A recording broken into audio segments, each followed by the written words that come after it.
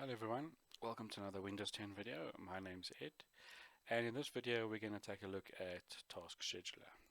So if we click on Start, type in Task, there's Task Scheduler.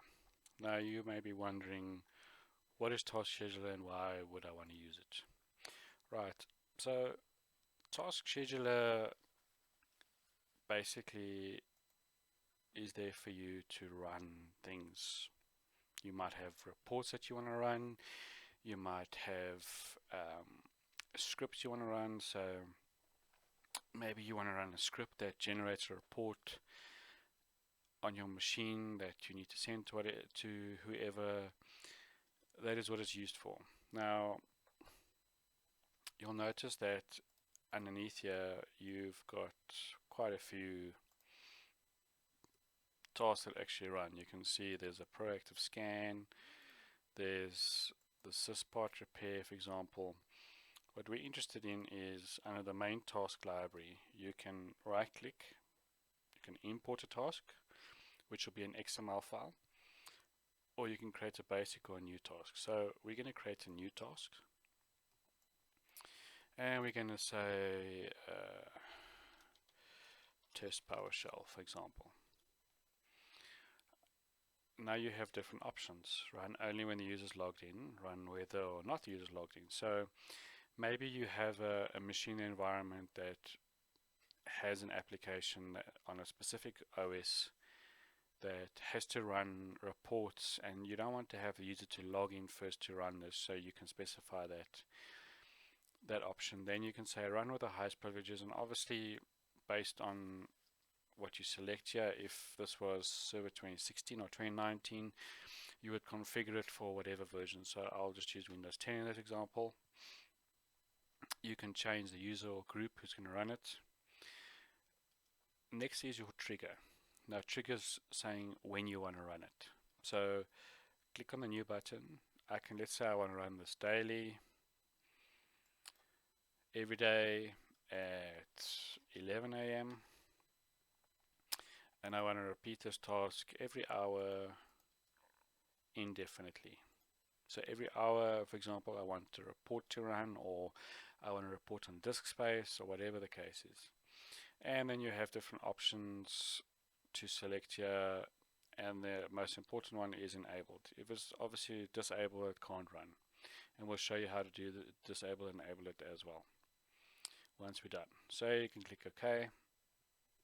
You can add multiple schedules. You can say daily, let's say monthly. You can choose which month. You can say I want to run on the last day of every month, and I can click OK. So you can see it as a different triggers. The action is basically telling the task what to do. So for example, I want to start a program.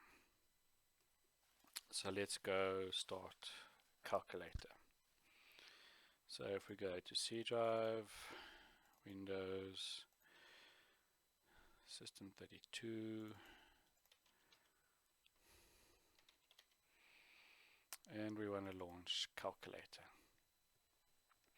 I can add in additional arguments. Now, if this was an advanced PowerShell script that you basically want to send an email or you want to trigger something else, then you put the arguments in here.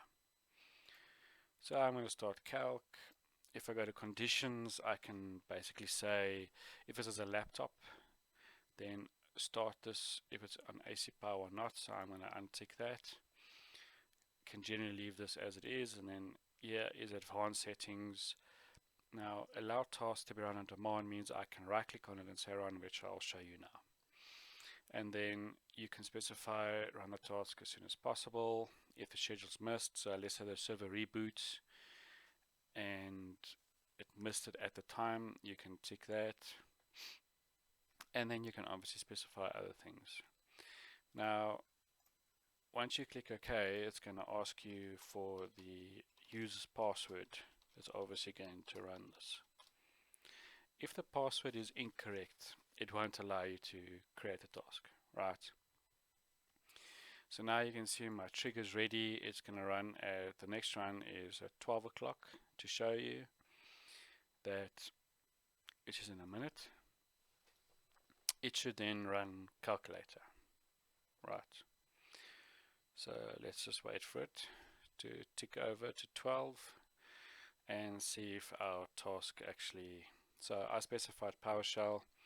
I had another script in mind, but I thought to keep it simple, we'll just use calculator.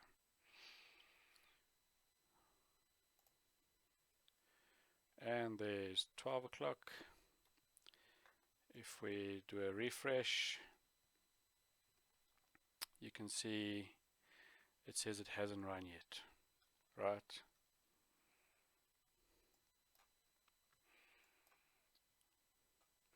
So I can run it on demand.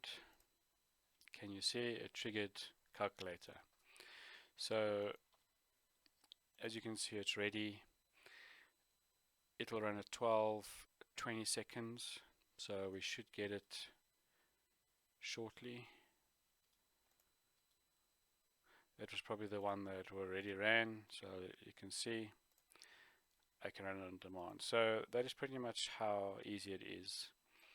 And you can see if you have a 0x, 0 means that the task completed successfully. If you had other errors here, it could be that